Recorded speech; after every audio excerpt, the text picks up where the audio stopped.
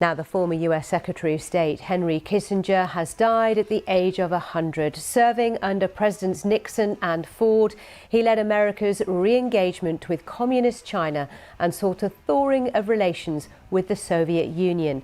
But he faced criticism for the US bombing of Cambodia, which killed hundreds of thousands. Our diplomatic correspondent James Landale looks back at his life.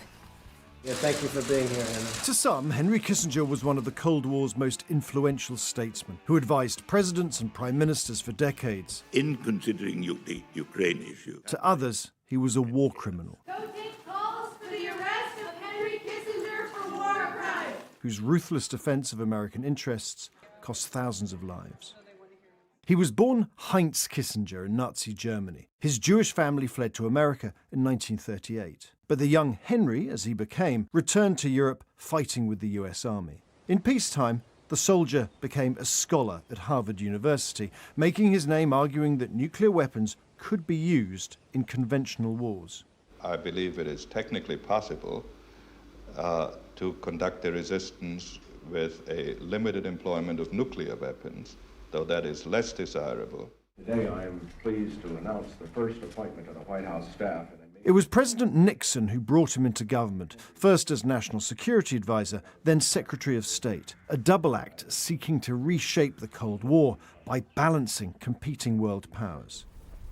Kissinger drove America's re-engagement with communist China, paying secret visits to its leaders, paving the way for an historic first visit by a US president in 1972.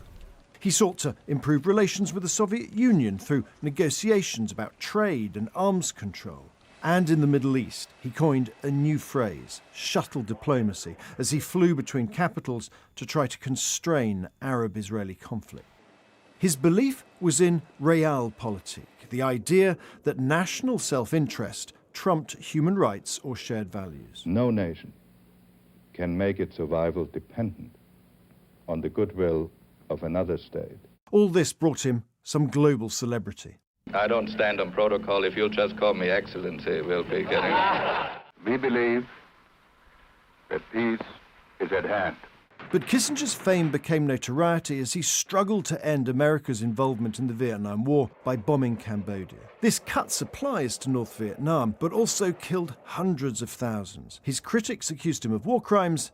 His supporters welcomed a Nobel Peace Prize. Nothing that has happened to me in public life has moved me more than this award.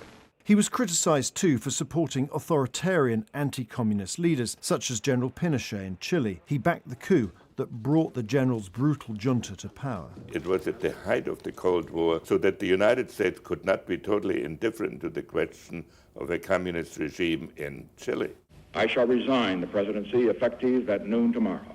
Kissinger was considered so indispensable, he survived the Watergate crisis and was kept on by Gerald Ford. But he fell out of favour in Washington, loathed by the left, distrusted by the right, and began a life of lucrative consultancy.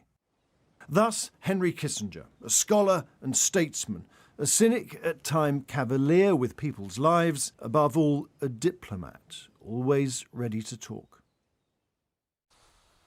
Well, let's go live to Washington now and speak to our North America correspondent Shingai Inyoka. Shingai, talk us through a reaction to this news.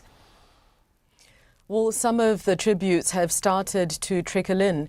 They began trickling in shortly after we heard the news that Henry Kissinger had died in his home in Connecticut, aged 100.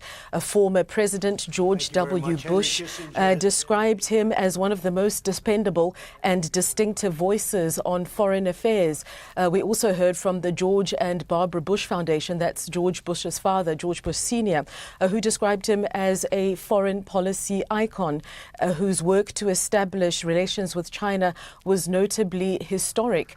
And so we've seen two sides in terms of the reactions to his death.